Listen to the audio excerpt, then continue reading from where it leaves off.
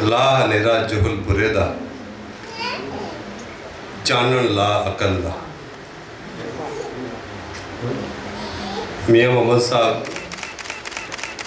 ਜੋ ਫਰਮਾ ਗਏ, ਅਸੀਂ ਉਸ ਗੱਲ ਨੂੰ ਉਸ ਸੋਚ ਨੂੰ ਕਿਸੇ ਬੰਨੇ ਕੰਨੇ ਤੇ ਨਹੀਂ ਲਾ ਸਕੇ, ਲੇਕਿਨ ਅਸੀਂ ਸੋਚਣ ਸਮਝਣ ਵਾਲੇ, ਲਿਖਣ ਪੜ੍ਹਨ ਵਾਲੇ, ਕਲਾ ਨਾਲ ਜੁੜੇ ਜਿੰਨੇ ਵੀ ਲੋਕ ਆ ਇੱਥੇ ਜਾਂ ਪੂਰੇ ਹਿੰਦ ਸਿੰਧ 'ਚ ਜਾਂ ਪੂਰੇ ਦੁਨੀਆ 'ਤੇ, ਉਹ ਆਪਣੇ ਤੌਰ 'ਤੇ ਉਹ ਦਰਦ, ਉਹ ਅਹਿਸਾਸ ਜਾਂ ਸੋਚ ਲਾ ਕੇ ਵਰਤ ਕੇ ਇਹ ਜਿਹੜਾ ਜੋਹਲ ਦਾ ਹਨੇਰਾ ਹੈ ਉਹਦੇ ਵਿੱਚ ਐਵੇਂ ਕਿਸੇ ਜੁਗਨੂ ਵਾਂਗ, ਕਿਸੇ ਤਿਤਲੀ ਵਾਂਗ, ਕਿਸੇ ਪਖੇਰੂ ਵਾਂਗ ਉਹ ਆਪਣੀ ਉਡਾਰੀ 'ਤੇ ਮਾਰਦੇ ਨੇ, ਆਪਣੀ ਲੋਅ 'ਤੇ ਵਰਤਾਉਂਦੇ ਨੇ। ਅਤੇ ਬਸ ਇੰਨਾ ਹੀ ਹੈ ਕਿ ਅਸੀਂ ਲੋਅ ਵਰਤਾਉਣ ਵਾਲਿਆਂ 'ਚੋਂ ਨਹੀਂ ਹਾਂ, ਹਨੇਰਾ ਵੰਡਣ ਵਾਲਿਆਂ 'ਚੋਂ ਨਹੀਂ ਹਾਂ। ਅਤੇ ਕੁਦਰਤ ਵੱਲੋਂ ਹੀ ਲੱਗਦਾ ਕੋਈ ਡਿਊਟੀ ਹੈ, ਅਤੇ ਇੱਕ ਸਾਡਾ ਸਿਦਕ ਬਣ ਗਿਆ ਆਪਣੀ ਬੋਲੀ ਦੇ ਨਾਲ ਜੁੜਨ ਦਾ, ਕਿਉਂਕਿ ਕੋਈ ਦੁਨੀਆ ਦੀ ਕੌਮ ਐਸੀ ਨਹੀਂ ਜਿਹੜੀ ਆਪਣੀ ਬੋਲੀ ਤੋਂ ਇਲਾਵਾ ਕਿਸੇ ਹੋਰ ਬੋਲੀ 'ਚ ਪੜ੍ਹਦੀ ਲਿਖਦੀ ਹੋਵੇ ਜਾਂ ਉਹਨੇ ਤਰੱਕੀ ਕੀਤੀ ਹੋਵੇ ਜਾਂ ਤਰੱਕੀ ਮੁਮਕਿਨ ਹੋਵੇ। ਆਪਣੀ ਬੋਲੀ ਦੇ ਵਿੱਚ ਹੀ ਅਸੀਂ ਆਪਣਾ ਤਖਲੀਕੀ ਇਜ਼ਹਾਰ ਕਰਨੇ ਆ, ਸੁਖਨ ਦਾ, ਲਿਖਣ ਦਾ, ਜੋ ਕੁਝ ਕੀਤਾ ਅਤੇ ਉਹ ਲੱਗ ਗਿਆ ਸਾਡਾ ਪੰਜਾਬੀ ਦੇ ਨਾਲ, ਉਮਰ ਲੱਗ ਗਈ, ਜੀਵਨ ਹੀ ਲੱਗ ਗਿਆ। 91 'ਚ ਮੈਂ ਲਾਹੌਰ ਆਇਆ ਸੀ ਰਵੇਲ ਦੇ ਸਬ ਐਡੀਟਰ ਦੇ ਤੌਰ 'ਤੇ। ਉਦੋਂ ਇਕਬਾਲ ਕੈਸਰ ਸਾਹਿਬ, ਜਮੀਲ ਪਾਲ ਸਾਹਿਬ, ਰਿਆਜ਼ ਕੁਮਰ ਸਾਹਿਬ, ਅਸੀਂ ਇਕੱਠੇ ਇੱਕੋ ਦਫ਼ਤਰ 'ਚ ਕਰਦੇ ਸਾਂ, ਅਤੇ ਇਹ 34ਵਾਂ ਸਾਲ ਹੈ ਇਸ ਸੇਵਾ ਨੂੰ। ਅਤੇ ਉਹਦੇ ਵਿੱਚ ਕਈ ਹੋਰ ਰਸਾਲੇ ਬੱਚਿਆਂ ਦੇ, ਕੋਈ ਡੇਲੀ ਅਖਬਾਰਾਂ ਨੂੰ, ਕਿੰਨੇ ਨੂੰ ਅਸੀਂ ਕੰਮ ਕੀਤਾ, ਛਾਪਿਆ, ਸਵੇਰ ਇੰਟਰਨੈਸ਼ਨਲ ਤੋਂ ਲੈ ਕੇ, ਅਤੇ ਫਿਰ 18-20 ਸਾਲ ਰੇਡੀਓ ਕੀਤਾ। ਉਹਦੇ 'ਤੇ ਵੀ ਅਸੀਂ ਇਸੇ ਕਾਜ਼ ਨੂੰ, ਇਸੇ ਮਿਸ਼ਨ ਨੂੰ, ਇਸੇ ਸੋਚ ਨੂੰ, ਇਸੇ ਸਵਾਲ 'ਤੇ ਪਹਿਰਾ ਦਿੱਤਾ ਕਿ ਅਸੀਂ ਪੰਜਾਬ, ਪੰਜਾਬੀ ਔਰ ਪੰਜਾਬੀਅਤ ਦੀ, ਇਹ ਨਹੀਂ ਕਿ ਕੋਈ ਕੌਮ ਪ੍ਰਸਤੀ ਦੀ ਬੁਨਿਆਦ 'ਤੇ ਗੱਲ ਕਰੇ।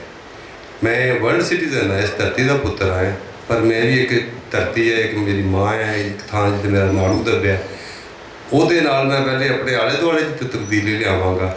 ਤਬਦੀਲੀ 'ਚ ਮੈਂ ਗੱਲ ਕਰਾਂਗਾ, ਗੱਲ ਮੈਂ ਆਪਣੀ ਬੋਲੀ 'ਚ ਕਰਾਂਗਾ ਤਾਂ ਕਿਸੇ ਦੇ ਪੱਲੇ ਪਏਗੀ, ਨਹੀਂ ਤਾਂ 70-80 ਸਾਲਾਂ ਤੋਂ ਇਸ ਮੁਲਕ ਦਾ ਅਤੇ 150-200 ਸਾਲ ਅੰਗਰੇਜ਼ ਤੋਂ ਲੈ ਕੇ ਹੁਣ ਤੱਕ ਜਿਹੜੇ ਨੈਰੇਟਿਵ ਬਣਾ ਕੇ ਜਾਂ ਇਲਮ ਵਰਤਾਇਆ ਗਿਆ, ਉਹ ਕਿਸੇ ਦੇ ਪੱਲੇ 'ਤੇ ਪਿਆ ਕੋਈ ਨਹੀਂ। ਅਤੇ ਸਾਨੂੰ ਇਸ ਗੱਲ ਦੀ ਸਮਝ ਆ ਗਈ ਸੀ, ਅਤੇ ਉਹਦੇ 'ਤੇ ਅਸੀਂ ਪਹਿਰਾ 'ਤੇ ਲੈਂਦੇ ਹਾਂ ਕਿ ਪੰਜਾਬ ਦੇ ਅੰਦਰ ਪੰਜਾਬੀ ਬੋਲੀ ਨੂੰ ਪੜ੍ਹਾਈ ਲਿਖਾਈ ਦਾ ਹਿੱਸਾ ਬਣਾਇਆ ਜਾਵੇ, ਸਰਕਾਰ ਦਰਬਾਰ ਦਾ ਰੋਟੀ ਰੁਜ਼ਗਾਰ ਦਾ ਹਿੱਸਾ ਬਣਾਇਆ ਜਾਵੇ, ਔਰ ਇਹਨੂੰ ਜਿਵੇਂ ਦੁਨੀਆ ਆਪਣੀ ਬੋਲੀ ਦੇ ਵਿੱਚ ਨਵੇਂ ਇਲਮਾਂ ਨੂੰ, ਨਵੀਆਂ ਜਿਹੜੀਆਂ ਸਾਇੰਸਿਸ ਨੇ, ਉਹ ਸਾਰੀਆਂ ਪੜ੍ਹਨ ਦਾ ਮੌਕਾ ਮਿਲੇ। ਪੰਜਾਬੀ ਸੰਗਤ ਇਸੇ ਦੇ ਉੱਤੇ ਪਹਿਰਾ ਦੇ ਰਹੀ ਹੈ। ਉਹ ਪੰਜਾਬੀ ਅਦਬੀ ਸੰਗਤ ਵੀ ਇਸ 'ਤੇ, ਜਿਹਦੇ ਵਿੱਚ ਮੈਂ ਇਕਬਾਲ ਕੈਸਰ ਸਭ ਇਕੱਠਿਆਂ ਸੀ 92-3 ਦੇ ਵਿੱਚ। ਮੈਂ ਜੁਆਇੰਟ ਸੈਕਟਰੀ ਸੀ, ਇਹ ਸੈਕਟਰੀ ਸਨ, ਅਤੇ ਅਸੀਂ ਉਦੋਂ ਕੰਮ ਕਰਦੇ ਸਾਂ। ਅਤੇ ਉਹ 2 ਸਾਲ ਮੈਂ ਸਾਰੀ ਰਿਪੋਰਟ ਕਾਰਵਾਈ ਲਿਖਦਾ ਰਿਹਾ। ਉਹਦੇ 'ਚ ਬੜੇ ਅਹਿਮ ਲੋਕ ਆਉਂਦੇ ਸਨ। ਉਦੋਂ ਨਜਮ ਸ਼ਾਹ ਜੀ ਵੀ ਆਉਂਦੇ ਸਨ, ਨਜਮ ਹੁਸੈਨ, ਆਸਿਫ ਖਾਨ ਸਾਹਿਬ ਆਉਂਦੇ ਸਨ, ਅਲੀ ਅਰਸ਼ਦ ਮੀਰ ਸਾਹਿਬ ਆਉਂਦੇ ਸਨ, ਸ਼ਾਰਬ ਸਾਹਿਬ ਆਉਂਦੇ ਸਨ, ਸ਼ਫਕਤ ਬਨੀ ਮਿਰਜ਼ਾ ਸਾਹਿਬ ਆਉਂਦੇ ਸਨ, ਐਨੂਲ ਹਕ ਫਰੀਦਕੋਟੀ ਸਾਹਿਬ। ਵੱਡੇ ਜਿਹੜੇ ਅਸੀਂ ਸਮਝਦੇ ਕਿ ਸਾਨੂੰ ਉਹਨਾਂ ਨੂੰ ਵੇਖਣ, ਜਾਣਨ, ਉਹਨਾਂ ਨਾਲ ਬਹਿਣ ਦਾ ਸਾਨੂੰ ਕੋਈ ਮੌਕਾ ਨਸੀਬ ਹੋਇਆ। ਗੱਲਾਂ ਲੰਮੀਆਂ ਨੇ, ਪਹਿਲੇ ਵੀ ਸੈਸ਼ਨ ਅਸੀਂ ਆਲਰੇਡੀ ਕਾਫੀ ਲੇਟ ਸ਼ੁਰੂ ਕੀਤਾ। ਸੰਗਤ ਦੇ ਹਵਾਲੇ ਨਾਲ ਇਹੀ ਹੈ ਕਿ ਅਸੀਂ ਇਸ ਨੂੰ, ਮੈਂ ਇਹ ਸਮਝਦਾ ਜਿਵੇਂ ਹਲਕਾ ਰਵਾਇਤ ਜ਼ੌਕ ਚੱਲਦੀ ਆ ਰਹੀ ਹੈ, ਇੰਡੀਆ ਦੇ ਵਿੱਚ ਕੇਂਦਰੀ ਪੰਜਾਬੀ ਲੇਖਕ ਸਭਾ ਆਪਣਾ ਕੰਮ ਵੀ ਕਰ ਰਹੀ ਹੈ, ਅਤੇ ਉਹ 1956 ਤੋਂ ਕਰ ਰਹੀ ਹੈ। ਪੰਜਾਬੀ ਮਜਲਿਸ ਸ਼ਾਹ ਹੁਸੈਨ ਬਣੀ, ਔਰ ਪੰਜਾਬੀ ਅਦਬੀ ਸੰਗਤ ਜਿਹਦੇ ਉਸਤਾਦ ਦਾਮਨ ਵਰਗੇ ਵੱਡੇ ਸਾਡੇ ਉਹ ਸੈਕਟਰੀ ਰਹੇ, ਔਰ ਉਹਨਾਂ ਨੇ ਚਲਾਈ। ਫਿਰ ਮਿਰਜ਼ਾ ਸਾਹਿਬ ਤੋਂ ਹੋਰ ਬਹੁਤ ਸਾਰੇ ਲੋਕ ਆਏ, ਅਸੀਂ ਵੀ, ਮੈਂ ਇਕਬਾਲ ਕੈਸਰ ਦਾ ਦੱਸਿਆ ਅਸੀਂ ਕਰਦੇ ਰਹੇ। ਫਿਰ ਉਹਦੇ ਵਿੱਚ ਥੋੜ੍ਹੀ ਜਿਹੀ ਫੁੱਟ ਜਿਹੀ ਪੈ ਗਈ, ਇਹ ਸੰਗਤ ਵੱਖਰੀ ਹੋ ਗਈ, ਦੂਸਰੀ ਵੱਖਰੀ ਹੋ ਗਈ। ਮੈਂ ਤਾਂ ਕਹਿੰਦਾ ਪਿੰਡ ਥਾਂ 'ਤੇ ਸੰਗਤਾਂ ਬਣਨੀਆਂ ਚਾਹੀਦੀਆਂ। ਅਤੇ ਇਸ ਹਵਾਲੇ ਨਾਲ ਜਿੰਨਾ ਵੀ ਕੰਮ, ਬਾਕੀ ਜਿਹੜੀ ਗੱਲ ਨੈਣ ਸੁਖਰਾਂ ਦੀ ਤਜਵੀਜ਼ ਹੈ, ਇਹਦੇ ਉੱਤੇ ਮੈਂ ਆਪਣੇ ਤੌਰ 'ਤੇ ਤਾਂ ਕੋਈ ਫੈਸਲਾ ਨਹੀਂ ਕਰ ਸਕਦਾ ਕਿ ਅਸੀਂ ਪੰਜਾਬੀ ਅਦਬੀ ਸੰਗਤ ਔਰ ਦੂਸਰੀ ਸੰਗਤ ਨੂੰ, ਹਾਂ, ਸਾਰਿਆਂ ਦੀ ਸਹਾਇਤਾ, ਸਾਰਿਆਂ ਦੀ ਸਾਂਝ ਬਣਨੀ ਚਾਹੀਦੀ ਹੈ। ਇਹਦੇ ਜਨਰਲ ਬੋਡੀ ਜਾਂ ਮਜਲਿਸ ਆਮਲਾ ਜਾਂ ਆਈਨ ਕਮੇਟੀ ਜਾਂ ਉਹ ਸਾਰੇ ਲੋਕ ਰਲ ਕੇ ਕੋਈ ਸਾਂਝੇ ਤੌਰ 'ਤੇ ਕੋਈ ਫੈਸਲਾ ਕਰਨਗੇ, ਅਤੇ ਫਿਰ ਅਸੀਂ ਇਹਦੇ ਉੱਤੇ ਯਕੀਨਨ ਕਰਾਂਗੇ। ਅਦਰਵਾਈਜ਼ ਅਸੀਂ ਇਸ ਤਰ੍ਹਾਂ ਅੱਜ ਨਹੀਂ ਸੋਚਦੇ। ਅਤੇ ਕੋਸ਼ਿਸ਼ ਇਹ ਹੈ ਕਿ ਹੋਣੀ ਚਾਹੀਦੀ ਹੈ ਇੱਕ ਸਾਂਝ ਦਾ ਅਮਲ। ਜਿੰਨੀਆਂ ਪੰਜਾਬੀ ਦੀਆਂ ਤਨਜ਼ੀਮਾਂ ਨੇ, ਜਿਹੜੇ ਪੰਜਾਬੀ ਸੰਗਤ ਅਸੀਂ ਬਣਾਈ ਸੀ ਨਾ, ਮੈਂ ਤਾਂ ਇਕਬਾਲ ਕੈਸਰ, ਅਸੀਂ ਪੂਰੇ ਹਰ ਪੰਜਾਬ ਦੇ ਡਿਸਟ੍ਰਿਕਟ 'ਚ ਬਣਾਉਣ ਦੀ ਕੋਸ਼ਿਸ਼ ਕੀਤੀ ਸੀ। ਹਰ ਪਾਸੇ ਅਸੀਂ ਖਤ ਖੁਤ ਵੀ ਲਿਖੇ ਔਰ ਕਿਹਾ ਵੀ ਪੰਜਾਬੀ ਅਦਬੀ ਸੰਗਤ ਫਲਾਣਾ ਹਰ ਸ਼ਹਿਰ 'ਚ, ਉਹਦੇ 'ਚ 3-4 ਸ਼ਹਿਰਾਂ ਤੋਂ ਇਲਾਵਾ ਹੋਰ ਕਿਸੇ ਸ਼ਹਿਰ 'ਚ ਨਹੀਂ ਬਣੀ।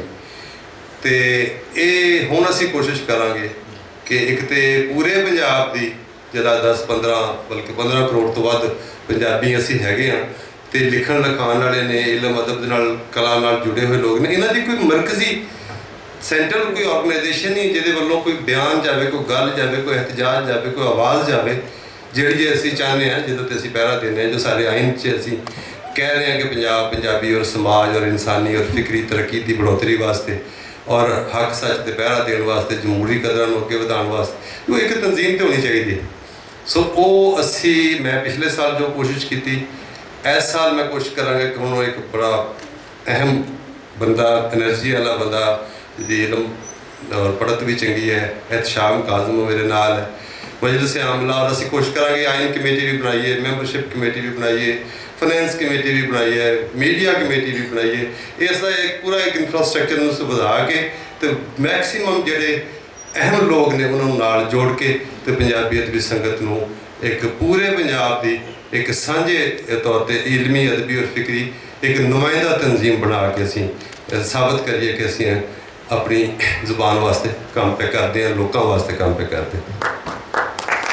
ਬਸ ਇੰਨੀ ਗੱਲ ਹੈ, ਬਾਕੀ ਅਗਲੇ ਇਜਲਾਸ ਦੇ ਵਿੱਚ ਸਾਂਝੀਆਂ ਕਰ ਲਾਂਗੇ। ਹੁਣ ਮੈਂ ਅੱਜ ਦੇ ਪ੍ਰੋਗਰਾਮ ਵੱਲ ਆਉਣਾ ਕਿਉਂਕਿ ਇੰਨਾ ਸੈਸ਼ਨ ਕਾਫੀ ਹੈ ਤੇ